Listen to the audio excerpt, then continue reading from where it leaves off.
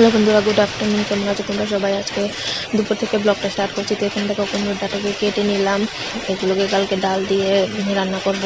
তো দেখো এখানে কেটে নিলাম। এখন আমার ছেলেকে স্নান করাবো। তো খুব কান্না করছে, স্নান করে নিয়ে আসলে মুখে মোবাইল দেওয়ার জন্য। তো দেখো কীভাবে কান্না করছে।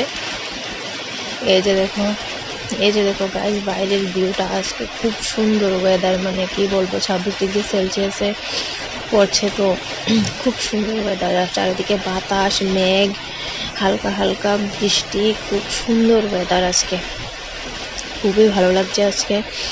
তো আজকে রান্না করলাম চাল কুমড়ো দিয়ে ইচা মাছের শুটকি আর ডাল আর বেগুন ভাজা।